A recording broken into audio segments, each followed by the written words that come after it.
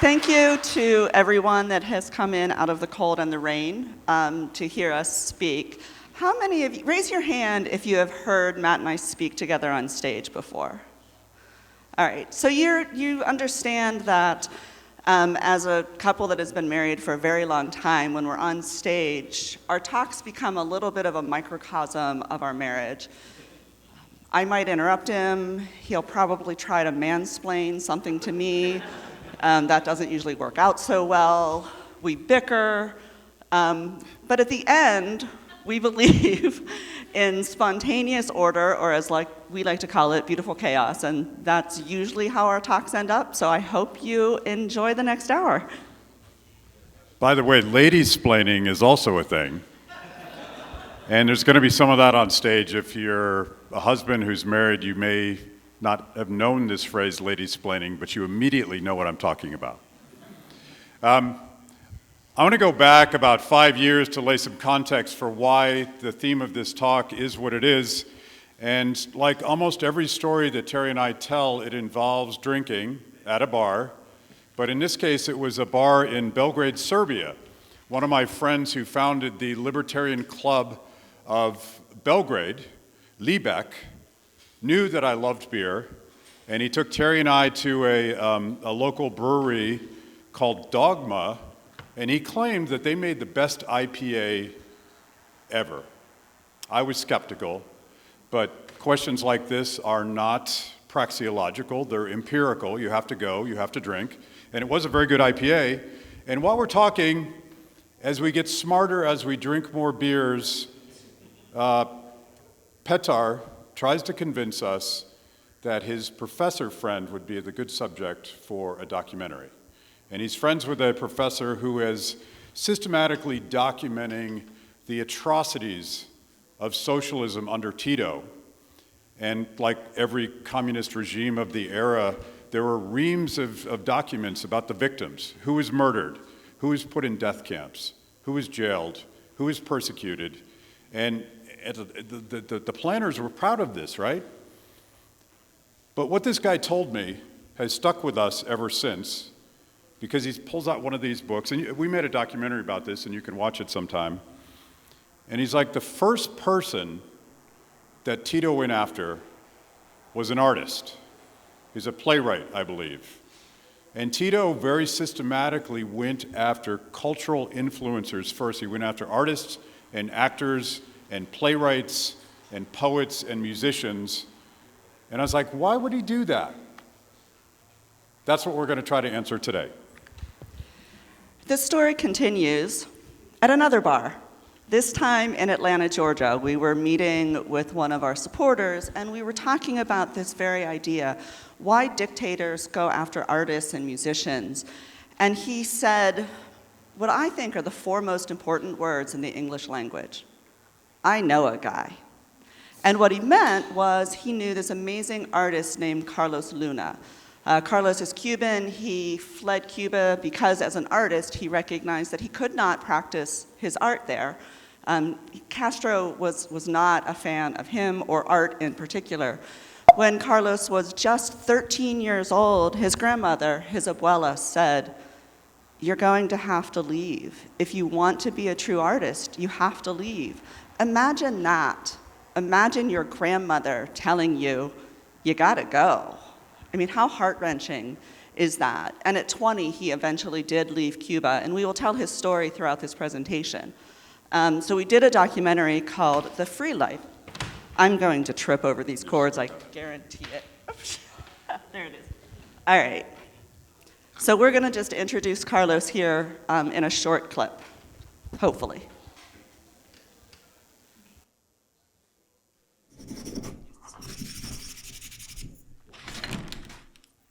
I born in 1969. The revolution is in 1959.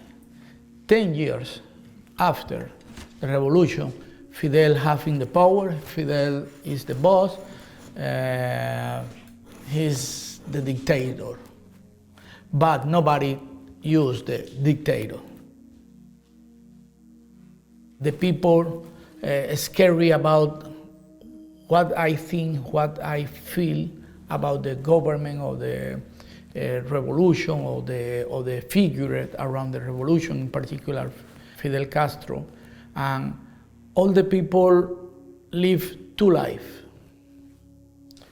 In private, very private, because you are scared about something your uncle, inclusive your dad, your parent, call to the government, hey, my son have different ideas. It was very dangerous situation and scary situation. I was a very angry young man. You need to be careful because your life is in the border and your reality is in the border all the time. When you say whatever small idea confront to the government, you have big problem. I make some series about Jose Marti when I was studying. Marti is the big master about the Cuba heritage. We need more Martis. I moved Marti to the warrior guys. I put angry, I put him strong. This piece the government don't like. Thanks God, in some particular moment, a very good teacher or friend, hey, I need to talk to you in private. Be careful, because you in the border line now. Now I reflect about that because I remember my grandmother. When I was a child, someday she told me, when you grew up, you need to go out to this country and never come back. Promise me. Why? Your future is not here. You need to go out for this country. And you told about this history, this memory. This is important that people know what happened here.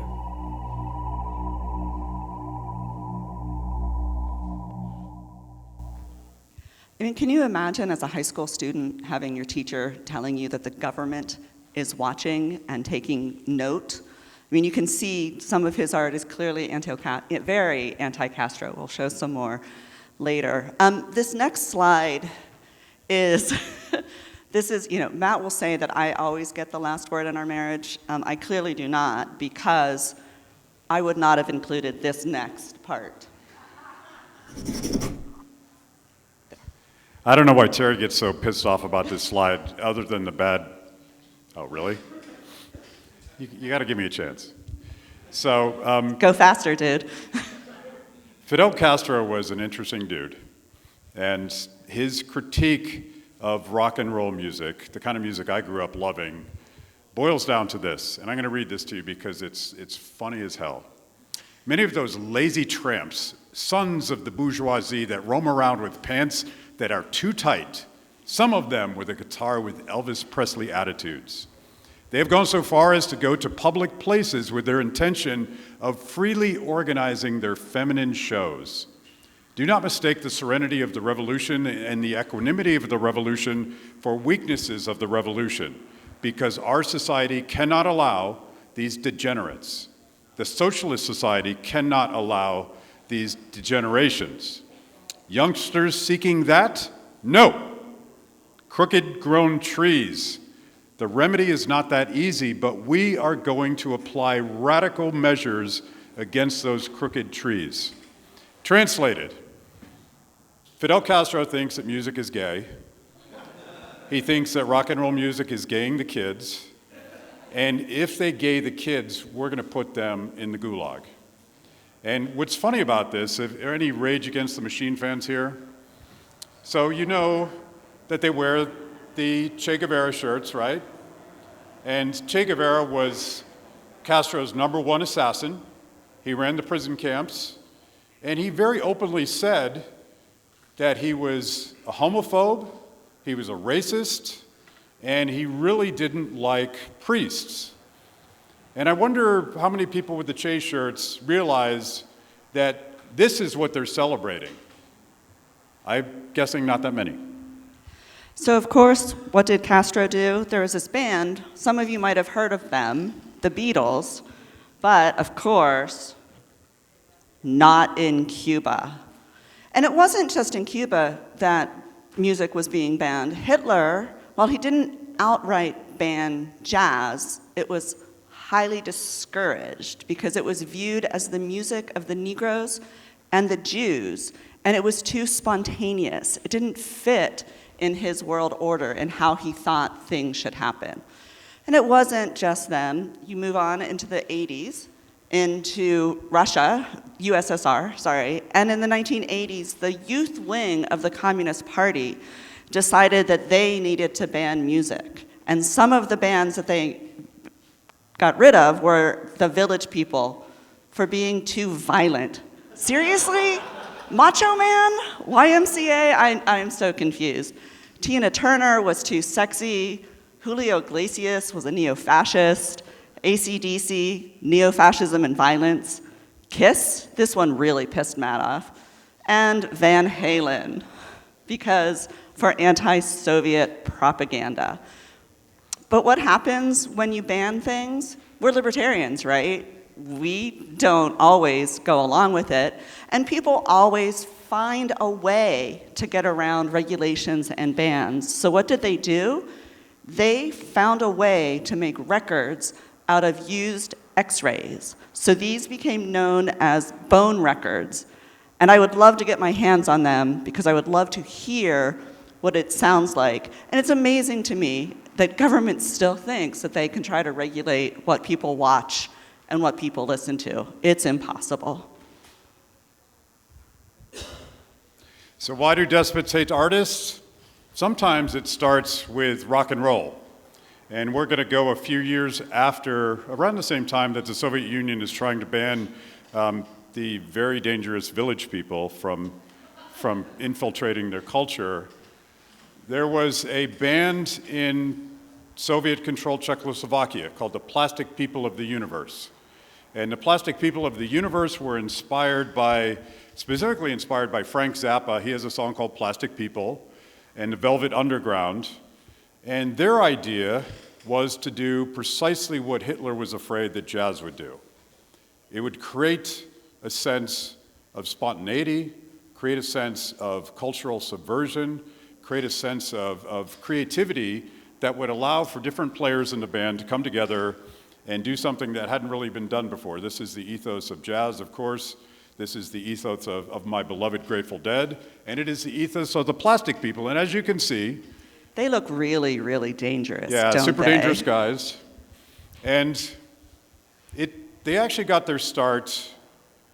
There was something called the Prague Spring in the 1970s, where a leader foolishly thought that the Soviets would allow them to liberalize. We're going to allow for more free speech.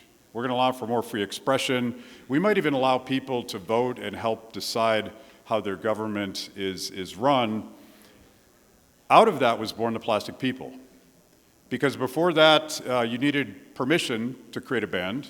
You needed a license to possess an instrument, because instruments are murder, as we know.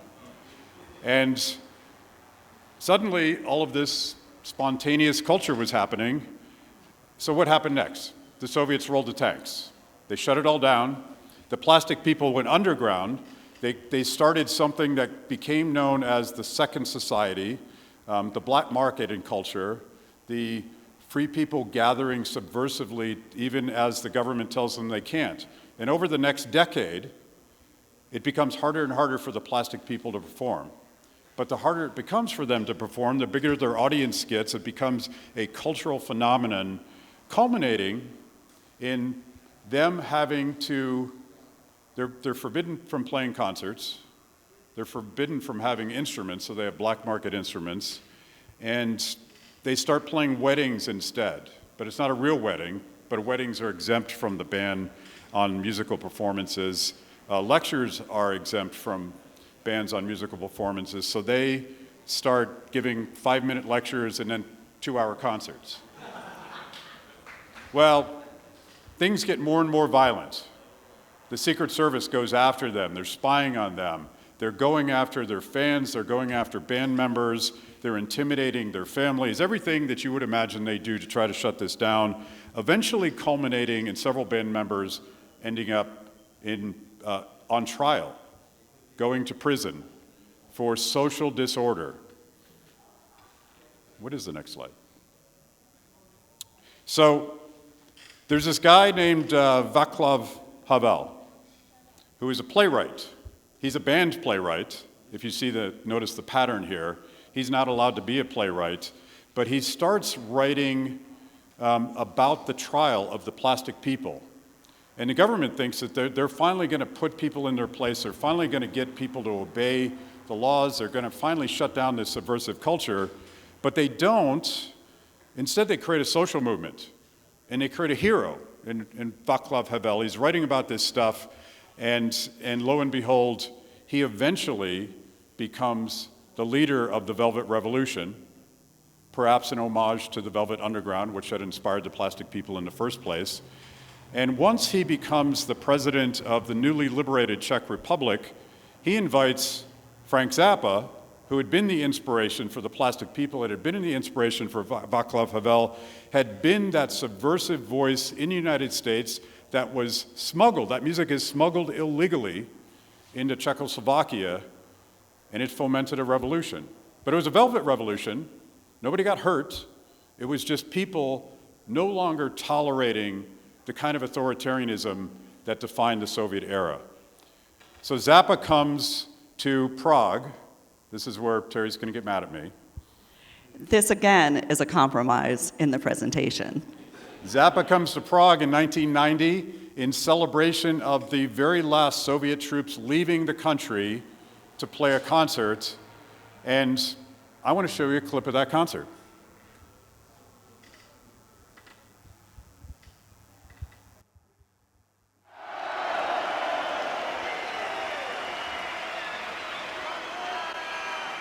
I have only a few words to say Řeknu vám jenom pár slov. before I go through the grueling process of tuning my guitar.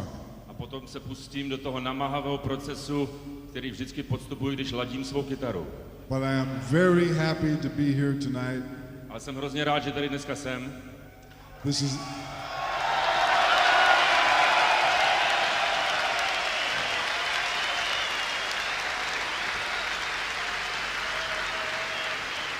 is the first time that I've had a reason to play my guitar in 3 years. To je poprvé, co jsem měl za 3 roky skutečný důvod vzít kytaru do ruky a hrát na ní. So,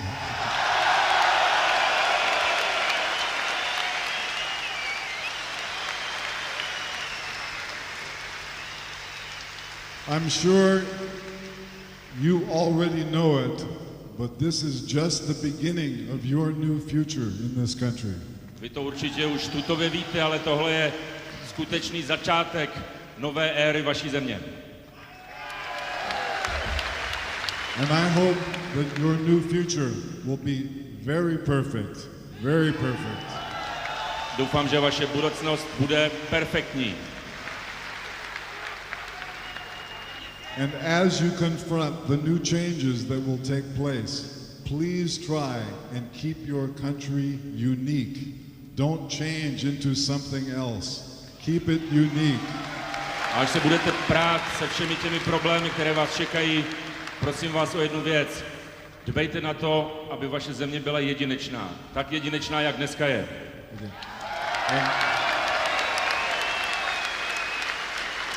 And now I will try and tune my guitar.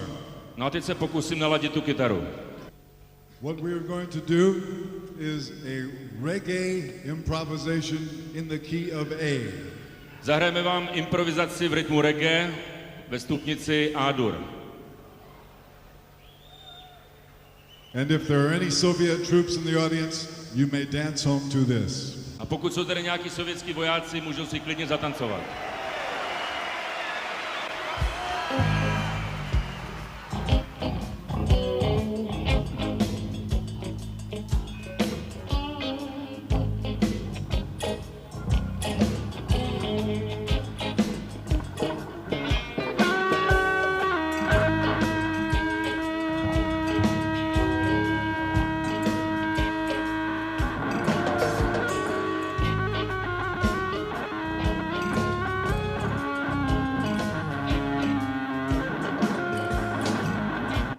All right, enough of that. How many of you guys want to hear the next 20 minutes of that solo? All right, come to our campsite later tonight. We'll play the whole frickin' thing. So that, by the way, was Frank Zappa has been a source of tension in our marriage since we were like 21 or something. We did name our first cat after Frank. We named our first cat after Frank Zappa. And as it happens, I think this is either the first or second article I ever wrote for Reason Magazine when Frank had just done the PMRC hearings where he was telling Tipper Gore to lighten up a little bit and maybe not censor the kids' music. And he sort of came out of the closet as what I would very much characterize as a libertarian, a civil libertarian, disruptor, definitely a cranky cultural critic. But I love this quote from my Reason article in March of 1990, before most of you guys were born. I believe that people have a right to decide their own destinies. People own themselves. I also believe that in a democracy, government exists because and only so long as individual citizens give it a temporary license to exist, in exchange for a promise that it will behave itself. In a democracy, you own the government, it doesn't own you. Pretty radical stuff.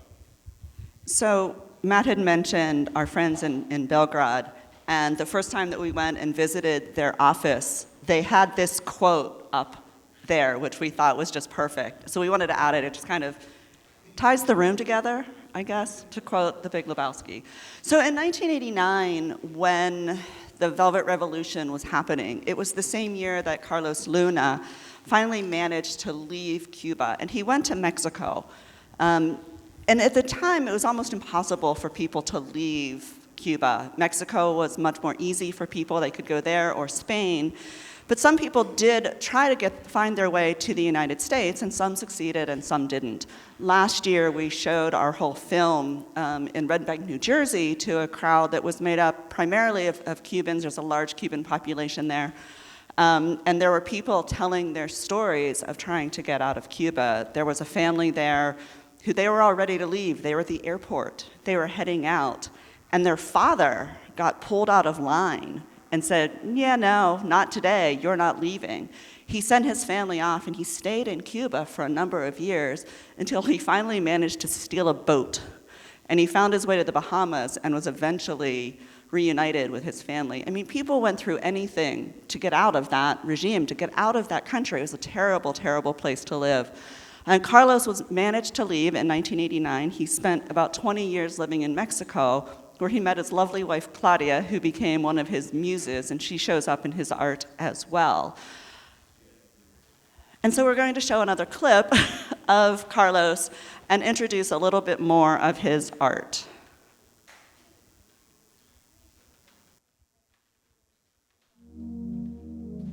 This is one of our favorite Mr. pictures. Sir John is the very emblematic piece of political work because I inspired in the Benvenuto Cellini sculpture, the Perseus. I create the young Cuban man, take the Fidel head like a Medusa and cut his head. The name is Mr. Sir John. For American people don't understand Mr. Sir John, but when you read in Spanish, it's Mr. Cojones. Mr. Cojones is the big boss, is the guy, have the strong character, the strong decision, and turn off the dictator. Carlos officially is not part of the Cuban history of art. And also in July 11, if people, because of going out to the street to say Patria y Vida, they get 20 years in jail, what can we expect for Carlos to have pieces with Fidel's head chopped off, or a Guajiro peeing Fidel's head on top of a tray? I can't come back to Cuba because I feel scary about my life. I know the system.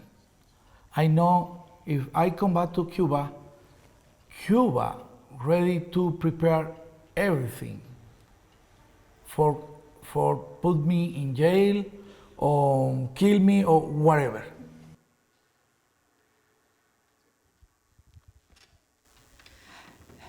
When we were meeting with Carlos and Claudia, and any time that we make a documentary, it's always humbling to us that people are willing to tell their stories, to open up.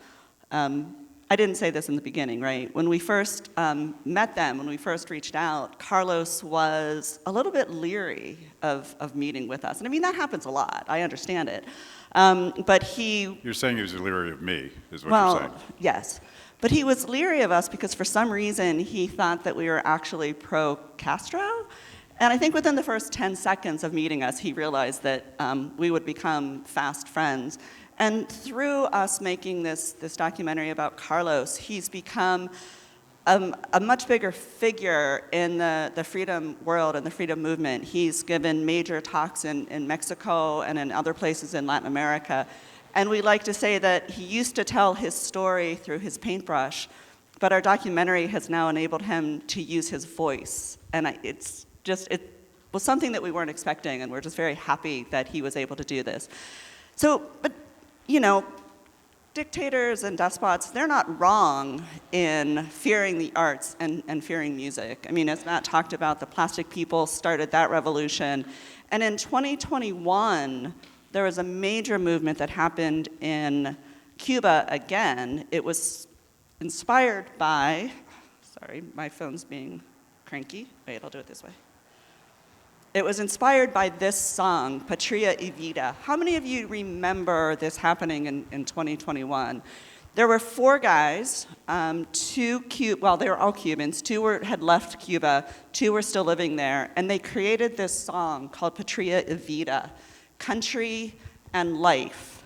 And it was in direct response to one of Castro's saying, Patria o muerte, country or death.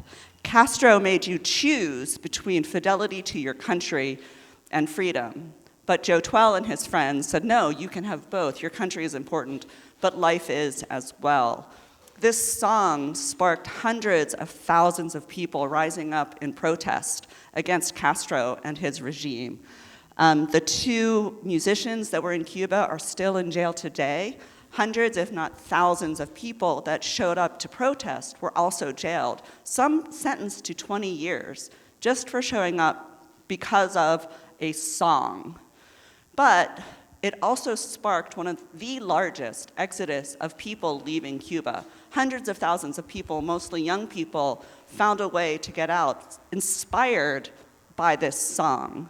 That happened in February, I think, of 21. And in November, the Atlas Network was having an event in Miami, and they invited Joe Twell to come and perform. And Carlos and his wife actually joined us for this evening. And Carlos, he wears his heart on his sleeve.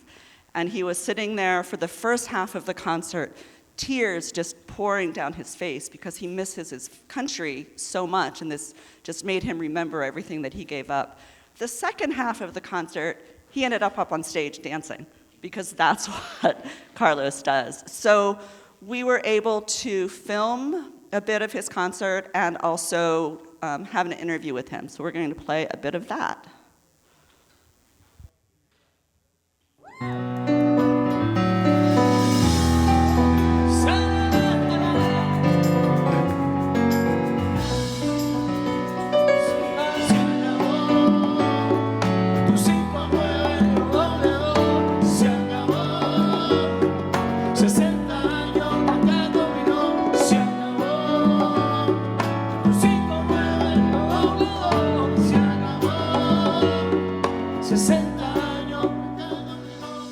En Cuba conozco mucha gente que utiliza el internet para leer libros que no existían, que no te daban, para ver documentales que no te ponen en Cuba. Porque Martí dijo, la cultura los hará libres, la enseñanza, el aprendizaje los hará libres. Entonces, en Cuba, por eso es que siempre, yo viendo lo que pasa con Patria y Vida, se me doy cuenta más todavía por qué atacaban tanto a la cultura, las dictaduras, por qué atacan a los escritores, a los poetas, a los pintores, a los artistas, ¿Por qué quieren controlar el arte? Porque el arte es lo que realmente crea la revolución. El arte es lo que hace conciencia, es lo que te hace reflexionar, lo que te hace entender, te hace decir, wow, cuando lees un buen libro, de esos que prohíben en Cuba, que terminas de leerlo, ya abres esa ventana a, espérate, descubres el mundo, ¿no? Entonces por eso es que siempre ha estado censurado el arte libre en Cuba. So he just reiterated everything we've been talking about, and by this point we had no idea what he was going to say, but he's speaking some universal truths. Art will set you free. Dictators hate artists, and they attack culture first. And this is where I want to get into something as to why we're all here and what we're trying to do. Because I think a lot of times, as an economist, Terry gets mad at me when I quote that economist because nobody else cares. Maybe everybody here wants to hear a lecture from me about Ludwig von Mises. Anybody? Okay, after the Zappa solo tonight, we will dig deep into the footnotes of human action. There'll be a live reading of Human Action. But we have a suggestion that perhaps there's a better way, with better language and better storytelling, to communicate the values that gather us here today. And Yotuel in the same interview, do we have time to do this? Okay, Yotuel in the same interview uses a jungle and an ecosystem as a metaphor for free market capitalism. And I think it's a powerful way of explaining the thing that we struggle to explain to our normal friends. Libertad y la lógica natural, como digo yo. Ha dicho algo muy importante que es, podemos decir a ciencia cierta, quién creó el comunismo, o las bases, pero nadie puede decir quién creó el capitalismo. ¿Por qué? Porque el capitalismo es el estado puro de la sociedad, es el estado natural. La selva es capitalista, no es comunista. Si tú quieres una selva comunista, entonces tú tienes que coger la mata de plátano y cortar todos los árboles a la altura de la mata de plátano. Todos a la misma altura. ¿Y qué pasa con la selva? Se seca, se pudre. ¿Qué está pasando con la selva ahora que la cortan? Se empieza a perder, porque la selva es capitalista. ¿Qué quiere decir capitalista? Que cada árbol tiene su función. Da igual que tú seas más grande que yo, porque ese árbol que crece más grande genera una sombra donde crecen unos hongos que se alimentan otros árboles y otros animales. Entonces el ecosistema, claro, se crea un engranaje de la diferencia. La diferencia hace el poder. Así es. Por eso es que la jungla la queremos cuidar, porque tenemos que cuidar el ecosistema natural. ¿Pero por qué la queremos cuidar? Porque nos demuestra que la diferencia es potente. Cierto. La diferencia es genial. Mira una jungla. Mira cuántos frutos hay, cuántos árboles frutales diferentes hay. Porque es así, es libre. Ahora, si ponemos una selva comunista, decimos, todos los árboles los cortamos a la altura de la mata de plátano y todos los árboles frutales dan plátano. ¿Qué pasa? Que el coco dice, ¿y yo? Que mi agua, y la sandía, y la fresa, y el blackberry, y el mango, ¿qué pasa? Desaparecen. Solo nos quedamos con plátano. Entonces, por eso es que es muy importante a veces escuchar la madre naturaleza. Así es. ¿Cómo es ella? ¿Cómo actúa? O sea, actuemos como ella. ¿Qué quiere decir eso? Quiere decir que la diferencia hace la fuerza. Que la diferencia, el yo más grande, el otro más chiquito, el otro más tal, toda esa complejidad bella de diferente que somos, hacemos que el mundo sea mucho más potente.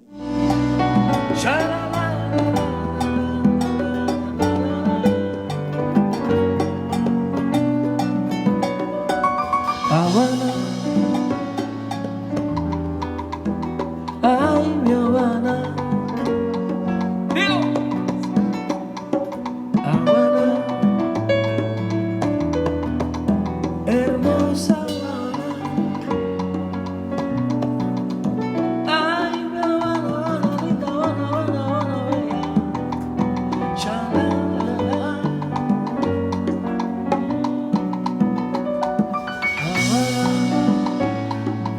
te abandonará. So I'm guessing that a Cuban-born hip-hop artist doesn't know that he's directly referencing a progressive rock band, Rush, in The Trees. Anybody know the song The Trees?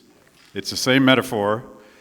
He probably also doesn't know that when he talks about beautiful complexity, he's borrowing from Frederick Hayek when Hayek talks about spontaneous order and the power of decentralization and the process by which we all come together freely, choosing to create something so much more beautiful and more complex than any of us could have centrally planned for ourselves.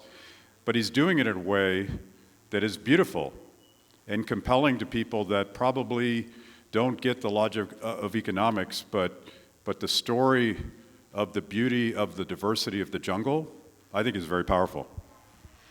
You know, I've seen this clip so many times, and it really struck me now watching it when he talks about if you cut everything down to the banana bush, right? That's what communism is. It doesn't lift people up to the highest level.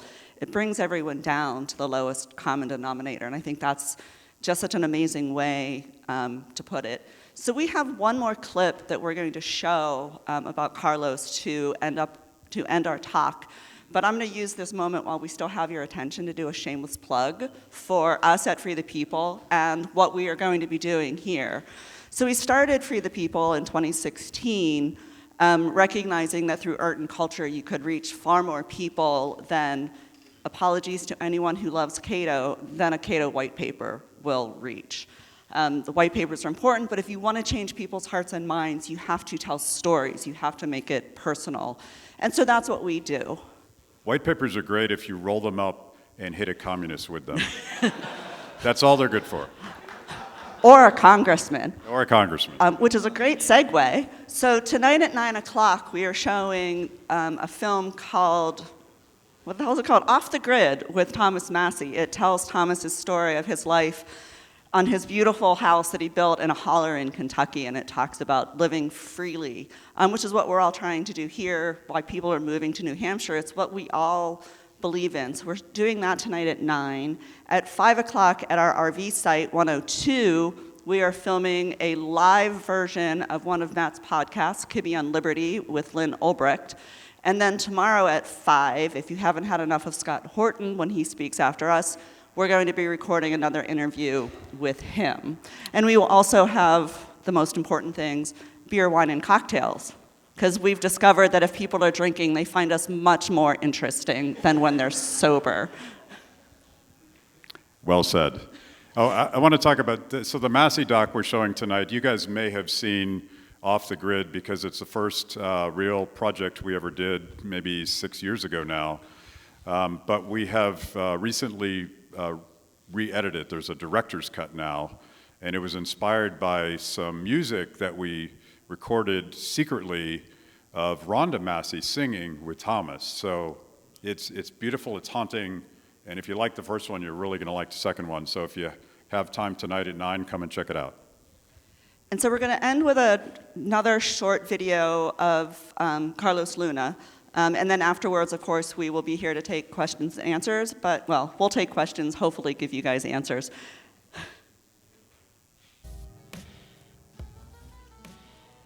Why God give me the life? I don't know. But I understand He give me a lot of treasure. I need to use this treasure. I need to be responsible about this treasure. And I need to talk about that. I think the treasure is I express myself in this way. I need to express who I am. For me, this is a treasure. For me, this is a very important and strong gift. I don't feel scared about the death. I enjoy the life. And the death maybe don't like. But in the middle, I need to dance. I need to smile. I need to talk about what beauty is the life.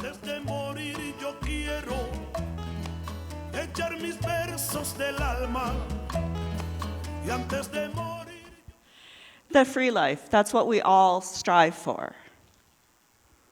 So thank you.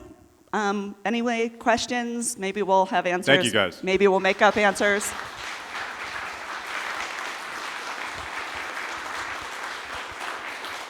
Good afternoon. When I saw the premise of your talk, I just want to present a counterpoint to your mention that artists are the enemies of the state. And a very prominent example that stands out to me, granted it's not exactly contemporary anymore, but Wagner, for instance, 19th century German, very much an inspiration to the nationalist movements of the 19th century, and obviously led to the foundation of some later nationalist movements in Germany. But I think a slight counterpoint is that the state tries to co-opt culture, and they do that by sort of sucking in prominent artists, and Wagner's a great example because of his very much nationalistic culture that he tried to foment, and it's counterbalanced by arguably artists like Nietzsche and their poetry trying to push sort of back on that thing. So it's sort of a unending battle of the free-thinking individualists versus the great and powerful collectivists, and the state tries to promote one and destroy the other. And we see it to this very day with like the co-opting of Hollywood and Nashville, for instance. Like all these great individualist movements and art forms just sort of become sucked into the great octopus of the state. So, but thank you very much for showing this. I mean, that is perfectly stated, and I think, the government co-opting of Hollywood creates its own counterculture, so it's an endless process of creative free minds pushing back against the central planning of culture, and that's why we just keep pushing harder. You know, everyone always talks about separation of church and state, but we like to say you need separation of art and state as well. Thank you so much for this talk. I have a hoarse voice because I've been singing karaoke and protest songs at the Autonomy tent every night since I've been here. I would like to cordially invite you guys, as well as any artists and musicians here listening, to the soundpath.org website, which is an online music freedom festival that we're going to be doing Labor Day weekend. I agree that the left-brained sort of presentations, white papers, is just half of the story. Podcasting, that's great, but we need to engage the right hemisphere, art, music.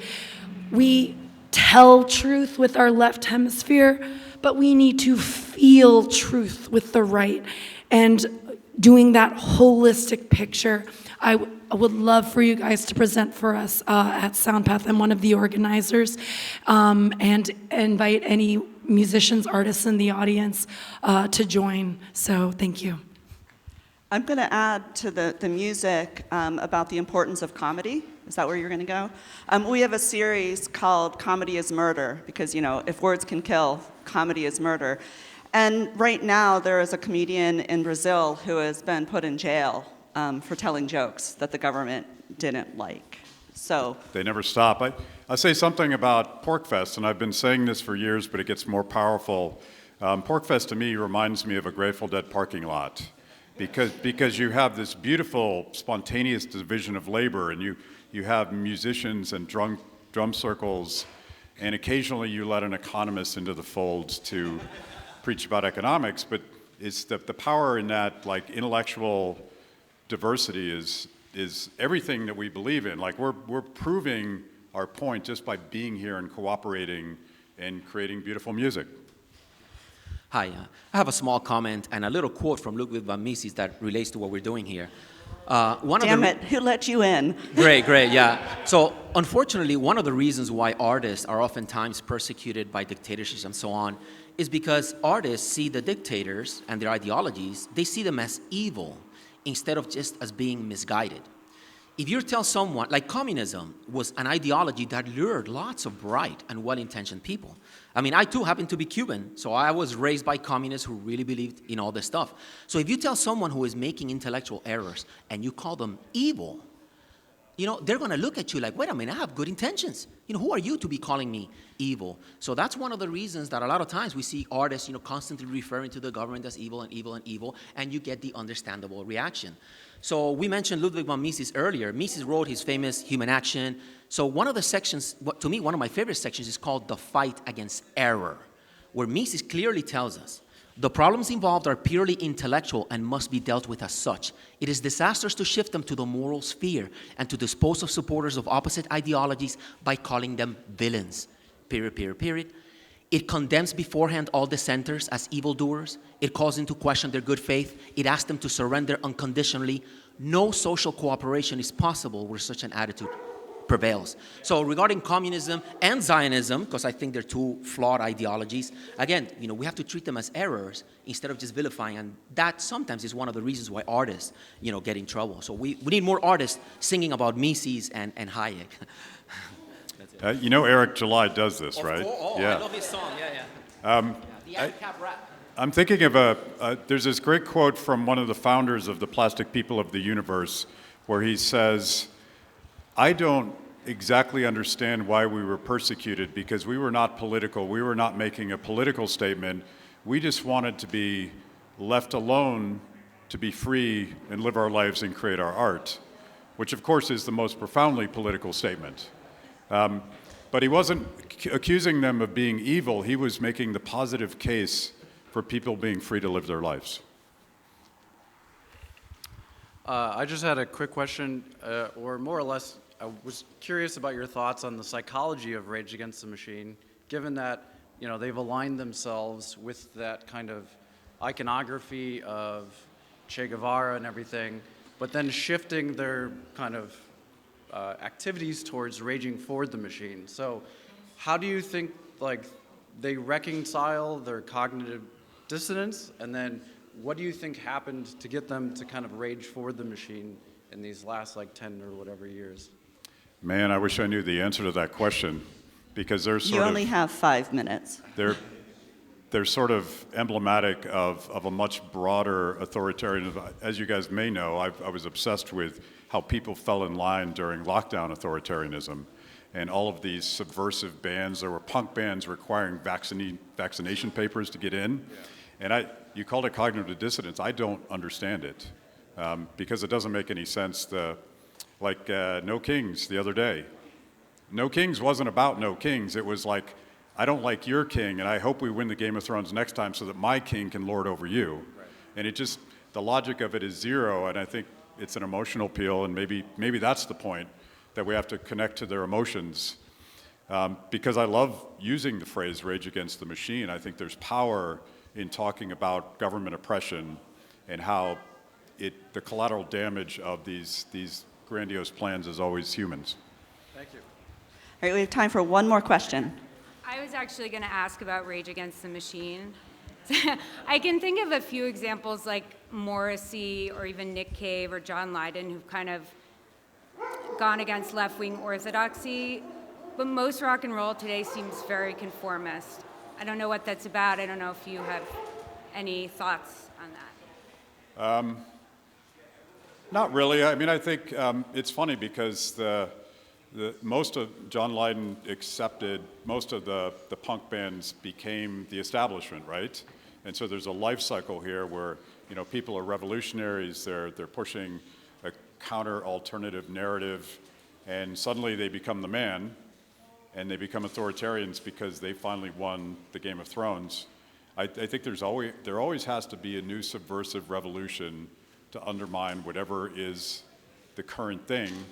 And I hope we at the Free State Project get to the point where we're so dominant, we're controlling everything in New Hampshire, that we have to deal with the natural corruption of those institutions. And I'll be here to yell at you guys that day that happens. Thank you so much, and come visit us at our site, RV 102.